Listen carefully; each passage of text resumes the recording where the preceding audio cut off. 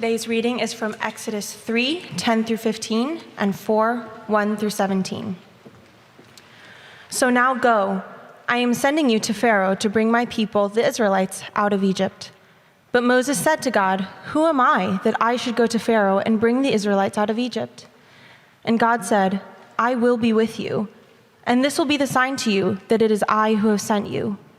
When you have brought the people out of Egypt, you will worship God on this mountain." Moses said to God, "Suppose I go to the Israelites and say to them, 'The God of your fathers has sent me to you.' And they ask me, 'What is his name?' Then what shall I say to them?" God said to Moses, "I am who I am. This is what you are to say to the Israelites. 'I am has sent me to you.'" God also said to Moses, "Say to the Israelites, 'The Lord, the God of your fathers, the God of Abraham, the God of Isaac, and the God of Jacob has sent me to you. This is my name forever, the name you shall call me from generation to generation." Moses answered, "What if they do not believe me or listen to me and say, 'The Lord did not appear to you'?" Then the Lord said to him, "What is that in your hand?" "A staff," he replied. The Lord said, "Throw it on the ground." Moses threw it on the ground, and it became a snake, and he ran from it. Then the Lord said to him, "Reach out your hand and take it by the tail." So Moses reached out and took hold of the snake, and it turned back into a staff in his hand. "This," said the Lord, "is so that they may believe that the Lord, the God of their fathers, the God of Abraham, the God of Isaac, and the God of Jacob, has appeared to you." Then the Lord said, "Put your hand inside your cloak." So Moses put his hand into his cloak, and when he took it out, the skin was leprous. It had become white as snow. "Now put it back into your cloak," he said.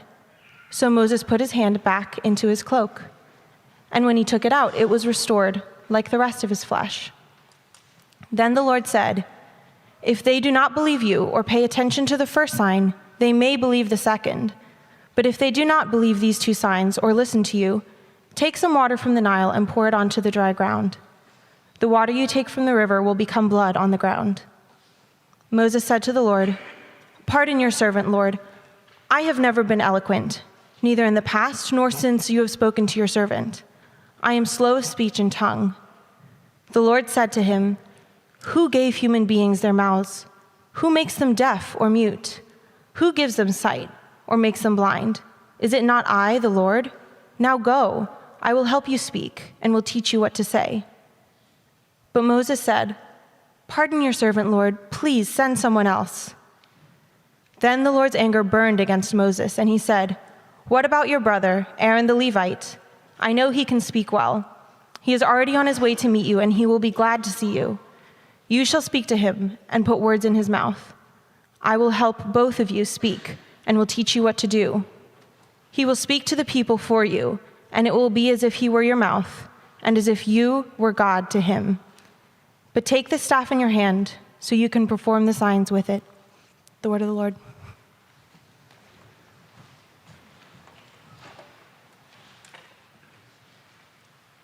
Good morning and welcome again to Redeemer Lincoln Square.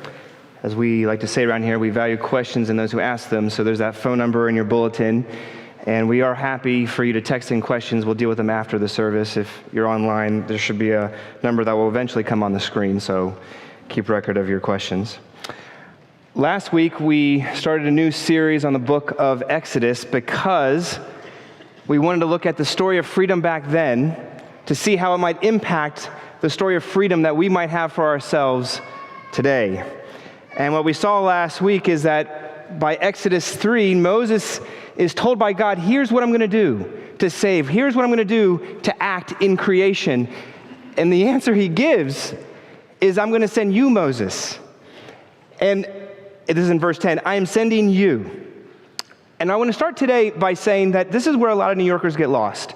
New Yorkers get lost because a lot of us live in parts of Manhattan that are what I would call expert culture spaces.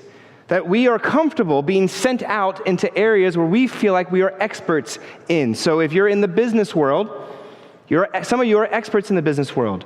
If you're in law or medicine, you feel like you're an expert there. Maybe you're a mother or a father and you are an expert at keeping your children alive. Good for you. If you are potentially an expert in video games or at Netflix, you feel good about that. But the question I want to ask us today is this: what do we do when we are asked to, when we're being called to perform in an area that we do not feel like we're an expert in?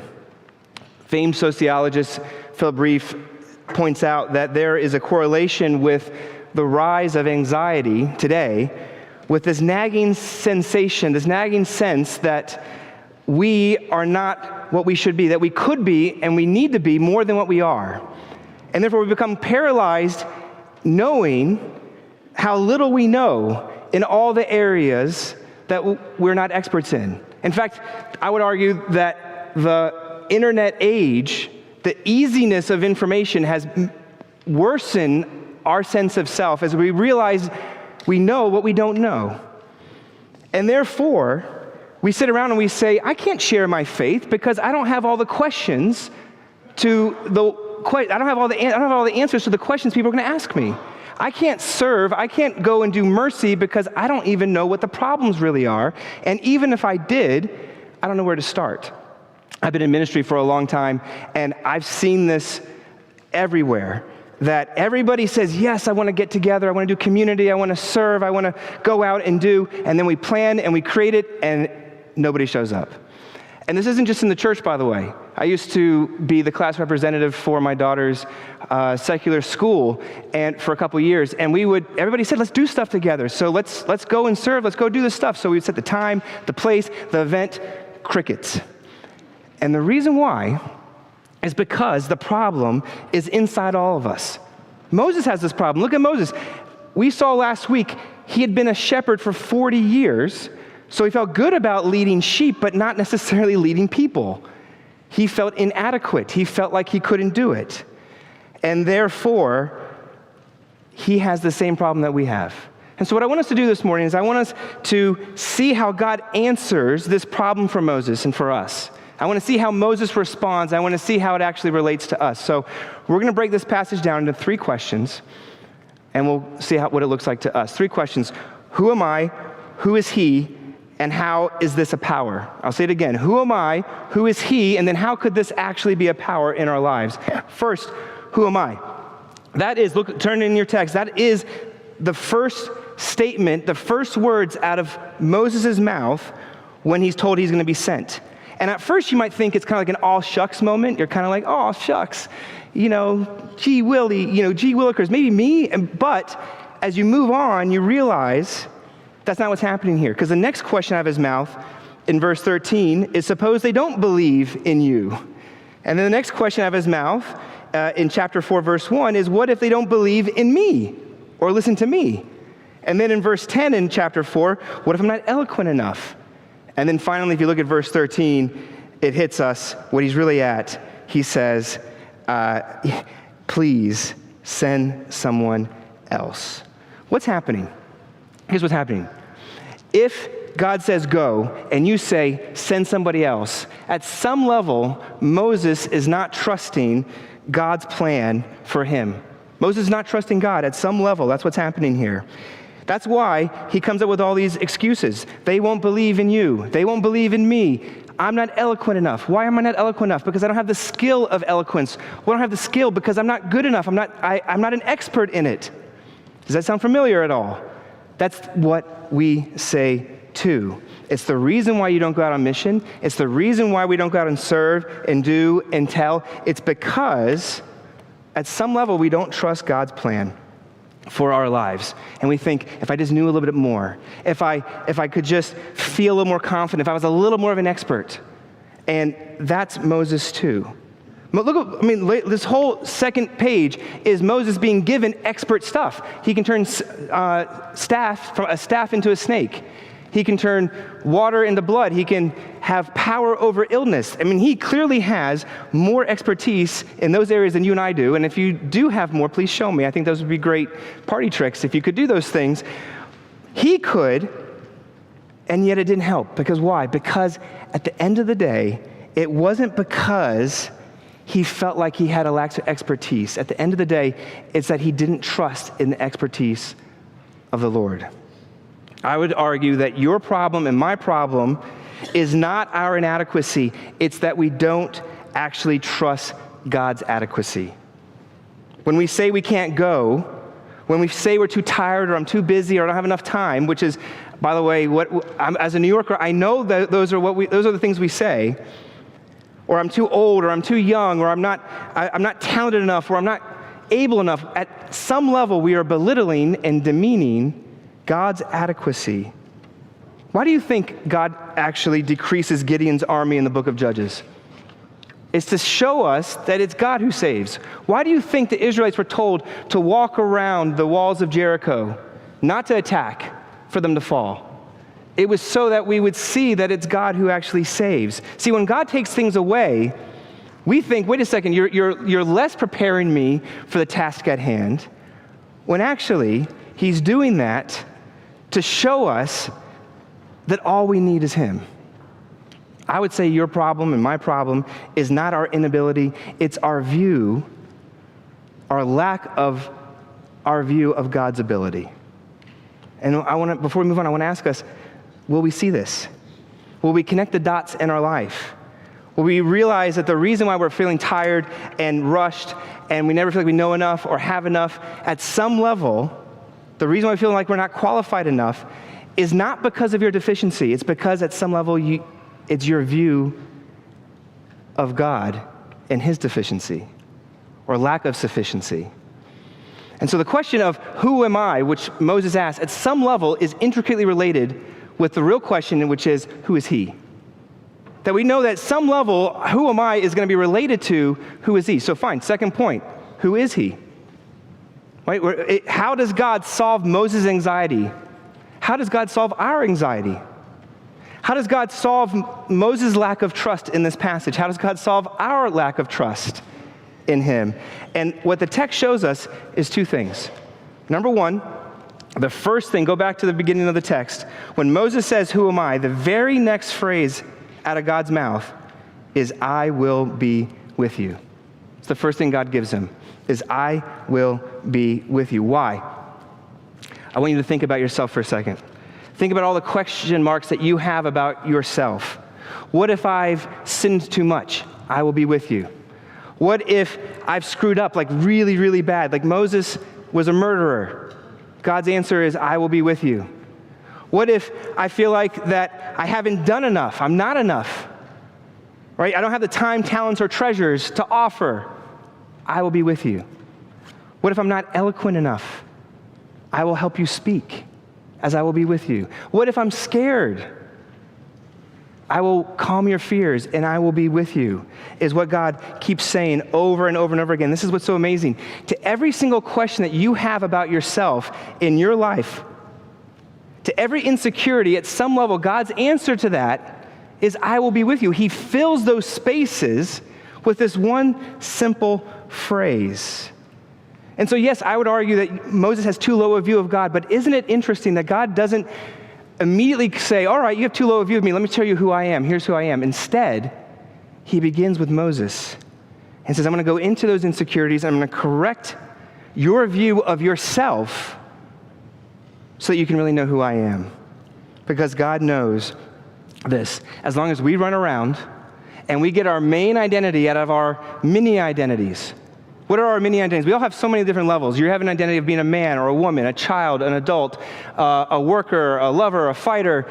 I mean, how you see yourself, if we are trying to get our identity from that and solely that, it's not going to be enough. It's only when you find your confidence and worth knowing that he is going to be there for you, that he is going to be with you, then the failure or success of all those other identities does not have the last say in your life.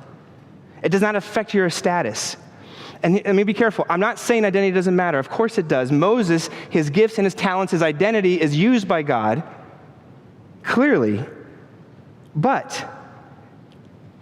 what God is saying here is, Only when you make my identity in me and that I am with you foundational will you be able to be complete, will you be able to move out, will you be able to handle life.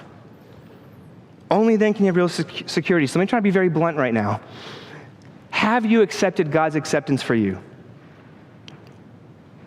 Have you? Have you really, I don't care what you believe in this room, have you accepted God's acceptance of you? Because I would argue that a lot of times we don't actually believe that. Maybe you aren't talented enough. Maybe you aren't loved enough. Maybe you aren't actually smart enough. But if he is with you and you are with him, and he will never leave you and you will never leave him, God is saying that's the foundational identity that you need that can never break and that won't shake. And that's what's being offered to us. And this is actually what's so amazing, so missing in our current culture. It's what's missing in our everyday lives. That's the first thing that's given to us. He will be with you. Now, second thing, I don't know about you, but I know people in my life, maybe in your life too, people have said, I will be with you, but you still question the character behind that person. It's great that you'll be with me, but I'm not sure I really want you to be with me. So God gives a second thing. Right, go back to the text. Moses says, who am I? God says, I'll be with you. Moses then says, that's nice, great, but suppose they ask, who is the person's name that is sending me? And this is the second thing God gives you. God gives you his name. In ancient times, names weren't just arbitrary things that your parents gave you. Names were connections to a larger story of who you were. It was a connection to your status and your character. And so go back to the text. What does God say he is in verse 14? He says to Moses, I am who I am. That's my name. And if that sounds weird as a name, it is. It's weird on a couple levels. First, there's no tense actually in Hebrew. So when God says I am that I am, it could equally be said of him, I was that I was, and I will be that I will be. It's a way for God to say, I am not bound by time or space. I am omnipresent. I am omniscient. I am everywhere. Number one. Number two, also with his name, this is the Hebrew word here is the verb to be. You and I use this word all the time, but when we say I am, we never just stop there. I am always has a modifier. I am Michael. I am tired. I am something. There's always a modifier. The fact that God doesn't do that, it was a statement of saying he doesn't need a modifier. He doesn't need to be attached to something else for us to understand his reality, to be defined. He's undefinable by those things. When he says, I am that I am, therefore God is saying the verb to be, I will be, is inherent in his name. So when he says earlier, I will be with you, how do I know that? My name means I will be, ... And we can fill in also with you. Now, of course, if I was you, you would push back and say, okay, fine, but that still doesn't tell me about his nature, his character. How do I know he will be with me? And this is where it's important to see that this is the first time, Exodus 3 is the first time that God gives his personal name in Hebrew. For the first time in the Bible. It's the word Yahweh. In some of your texts, it's the capital word Lord is a signal for the Hebrew word Yahweh. Last year, I had the honor of meeting Princess Anne, who happens to be the second child of the late Queen Elizabeth II. She's the sister of the soon-to-be King Charles. And I got to meet her with, it was a great honor, but they told us over and over and over again, when you meet Princess Anne, you have to call her Your Royal Highness. You cannot call her by her any other name. You can't say, hey, you, or what's up, or, what's up, Annie, how you doing? You can't do that. You had to call her Your Royal Highness, and if the late Queen was there, you had to call her Your Majesty. And the late Queen, by the way, had a nickname. Her nickname, I looked this up, is the name Lilibet, because when she was little, she couldn't pronounce her name Elizabeth, so she called herself Lilibet, and everybody, her immediate family members, called her that. But nobody else could call her that, which, by the way, side note, this is why it's a little bit of a big deal when Prince what's his name? Prince Harry and Meghan Markle named their child Lilibet. It was kind of a big deal, but that's a digression. Doesn't really matter now, but that's insider stuff. Like, wait, why do you get to call your child Lilibet when we can't even call the queen Lilibet? Now, the point is this: royalty, formality, when you call each other Mr. or Mrs., these formal terms are ways to keep distance. And God shows up and says, I'm going to give you my personal name. I'm going to give you access to who I am, to bring us closer in. This is the opposite of a consumer-vendor relationship. That's what most of our relationships are in New York. It's a transactional relationship. You give me this, I'll give you that. God walks in and says, no, I want relationship and access and intimacy, and the proof of that is, here's my name. And before this moment, God's name had always been in Hebrew, Elohim, and we see it later. But Elohim is impersonal, it's formal, but God is saying, hey, here's how you can trust me. A, I will be with you. B, the very nature of my name is I will be with you. C, here's the personal version and proof that I'm going to give you inner access with Yahweh. I am that I am is not dependent on anything else, and so therefore you can depend on me. And so before we move on, will you? Will you depend on him? Will you come into his presence? Because if you're hoarding money, you know what? At some level, you're not trusting in his name that he's going to be generous. When we don't go out, when we don't tell others, when we don't serve, when we stay within, when we protect and look in, at some level, we're not trusting in his name, are we? We're not trusting that he's going to give, that he's going to be gracious, that he's going to be kind. So if you feel like you have to be an expert still before you love, before you serve, before you go and tell, I would say you're not trusting. I would say you're actually going by a different name. Some of you in this room say you put yourself underneath the Lord's name, but you know what? You're actually living your life every single day outside of these walls by a different name. You have a name that people out there know you by, and then there's a name that people know you in here. But you have actually two names, do you not? You have your first name. You have your name, you're Moses or Mike and Sam and Sally and Susan. Those are good things. You have gifts and talents in that name, but you also have a second name. You put your name underneath. It's Michael, son of Yahweh. It is Susan or Sally, daughter of Yahweh. And when you situate yourself in that space, when you have your name as his name as your name, it gives you an identity that cannot be shaken.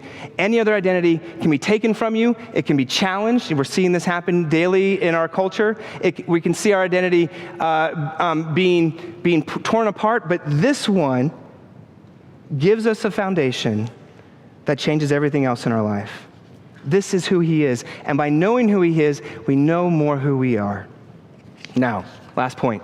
Fine. How is this a power? How does this, it's sort of the so what question. Why should we actually care about this? Go back to Moses. Does knowing God's name and does knowing that he's going to be with you, does that help Moses? From our text, it doesn't seem so right away, does it? Because he gets both those things, and the very next thing, look at verse 13, he says, please send somebody else. Here's my name. I'm going to be with you. Yay, yay, yay. Send somebody else. And yet, I think we still have a hint in this text, do we not? If you zoom all the way out, we know that Moses wrote the book of Exodus, which then should make you think, wait a second, why would he talk about himself in such unfavorable terms? We know from most ancient writers, they tend not to look unfavorably on their own deeds. But Moses is comfortable to let everybody know for all of time how much he did not trust and how much he did not care and how much he did not want to go. And I think the reason why this is that somehow, maybe over the years in Moses' life, there had to have been a change. It didn't happen immediately, but over time, through the years of knowing and seeing and experiencing God's name, that God is with us, he was comfortable to put this out there. And that's sort of the hint, that Moses was not afraid to show that God loves to use inadequate sources to do glorious things. The Bible is filled with inadequate people doing glorious things. Go back to Moses again, right? He's afraid of Israelites. He's afraid of Pharaoh. He's afraid of God's plan for him. And yet this passage is showing us that God tends to use inadequacy for glory. That the less able the person is, the more we see who God really is. And this is, by the way, a theme over and over and over again in the Bible, right? Starting in Genesis, it's always the younger brother over the older brother, which is the reverse of how the world worked. It was Abel over Cain. It was Isaac over Ishmael. It was Jacob over Esau. When it comes to women, it was always the aged Sarah over young Hagar. It was Leah over Rachel. It was the weak David over strong Goliath. Because the Bible is basically a who's who of the unclean and the unkempt and the uncool, because God loves the inadequate, the insufficient, the imperfect. I love it. I love the fact, it gives me such joy to know that Jesus picked probably illiterate fishermen to be his ambassadors, to be his apostles. Which means this, I'm positive they didn't really fully know all Jewish law. Heck, they didn't even fully know who Jesus really was. They didn't know his nature or purpose. Time and time again, they didn't understand him. I'm positive they had no idea of the intricacies of the Trinity when Jesus called them. In fact, who are these people? Peter betrayed Jesus. Thomas doubted Jesus. And yet it was through these inadequate people his glory goes out. And so here's the thing about this text. The message of this passage is great hope to us because the world says this: start with your resume. If you're a New Yorker, you know the world's constantly saying, show everything that you've done, who you are, what you've accomplished, so that you'll be accepted, so that you'll be in. And the Bible, if you read it over and over and over again, what you'll find is the place to start is, where are you inadequate? Where are you not successful? Where are you not enough? And those are the people you find in the Bible. That means you're most qualified when you realize that you never were qualified. That means that you don't have to be an expert to be in. The thing that's freezing us, that's given us paralysis as a church to know how to go out on mission, to know how to go out and love and serve and go and tell, is because I think at some level, the reason why we don't share a testimony, the reason why we don't do these things, that there's always an excuse of time, of tiredness, of I can't do it. It's because we still feel like at some level I have to know enough or be enough or have enough. But the disciples didn't know everything, and that's such good news, because therefore you and I don't have to know everything. Only when you realize all you need is need, only when you realize that all you need is really nothing, ultimately, that you're not asking to be anything more than what you really are, will you actually come to him? And that's the question I want to ask you. Will you? Will you really come to him? The world says get blessing, right? Go out, spend your 24 hours a day, at least 6 days a week, maybe 7 days a week, trying to get power, approval, comfort, and control. The problem with that is that those things will become curses if you actually ever get them. You know why? Because they'll never be enough. Or you'll do what most people do in this world, which is you'll never get them, and so you'll just die trying.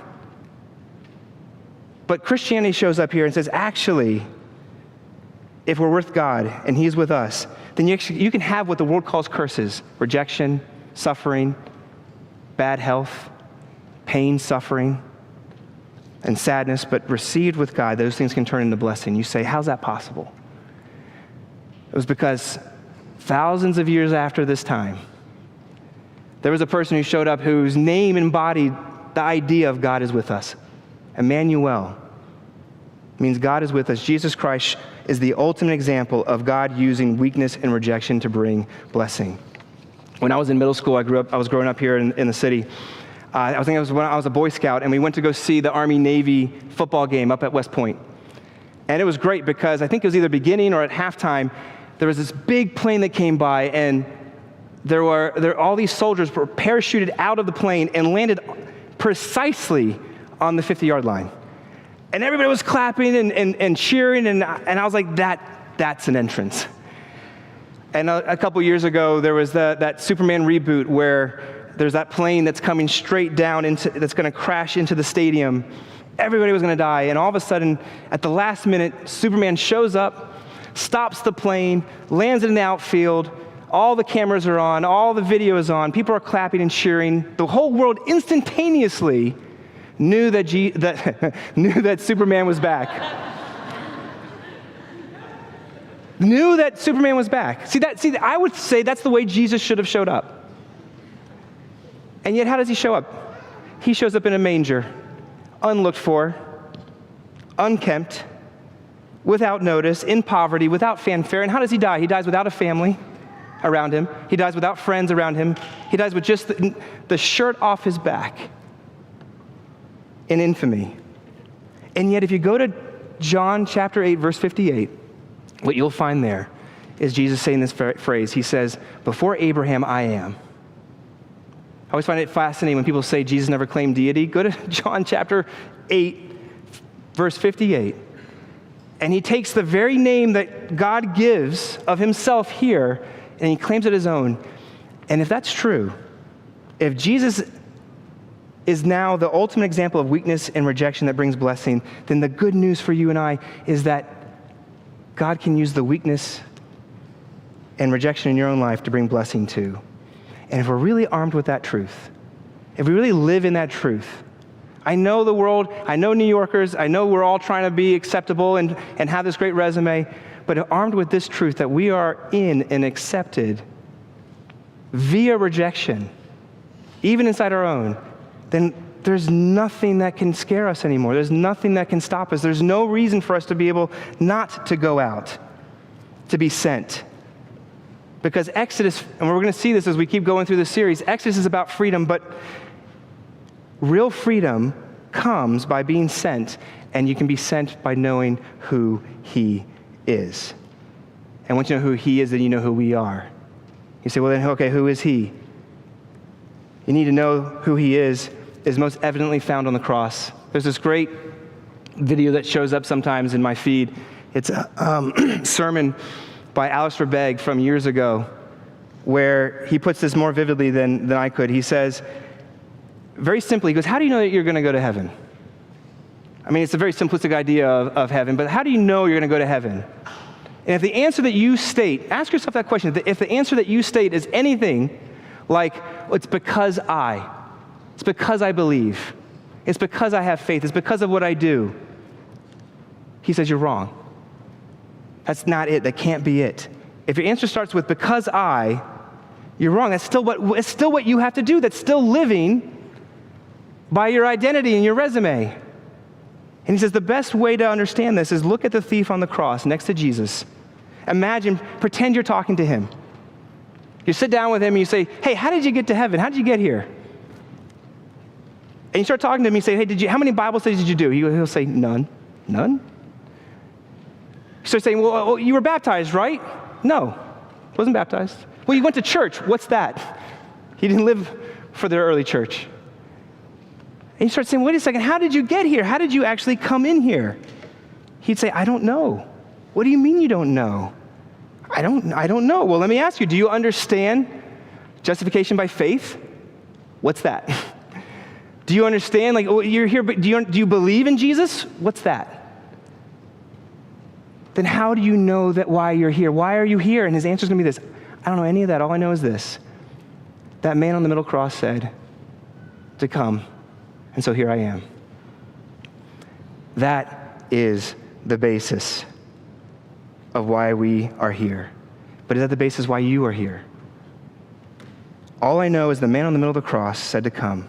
That's the only answer. We have to remember this because he said so. He did it. He loved that thief on the cross, and he loved you. And if you don't understand anything else but that love, that's all it takes to bask in the joy of Jesus. That's all it takes to be able to be sent, to rest in that. It's when you place yourself inside his love, our worries of being an expert, about being enough, diminishes. And I'm not saying you're not going to have doubts. I'm not saying you're not going to have times of worry and questioning. Of course we will. I'm saying that once you're pulled into his love, that's when you know most are going to be able to love. That's when we're going to feel confident and be able to be sent out. So are you ready to come into his presence? Have you been able to answer the question of why are you here? And it's because of him. As the hymn goes, when Satan tempts me to despair and tells me of the guilt within, upward I look and see him there, who made an end to all my sin. Because the sinless Savior died, my sinful soul is counted free. For God the just is satisfied to look on him and pardon me. You and I will most know who we are when we realize who he is. And when you do, we will go. And I am looking forward to doing that together. I'm looking forward to being that church that does this. But will we listen? Will we put ourselves inside his name? Let's pray. Heavenly Father, thank you for Moses' account. Thank you for his writing about himself, of his inadequacy, of his lack of believing in God's adequacy. It's so humanizing, and we can see ourselves connected to this man thousands of years ago, seeing our own selves, searching, wanting, desiring. But Father, I pray that we will place ourselves inside your name. Help us to trust in you, that you will be with us. That I am is one that we can stake our lives on. Help us to connect our lives to you. Help us to see that. Help us to say, not because of I, but because of you. And to live in light of that here in New York. We pray these things in your name. Amen.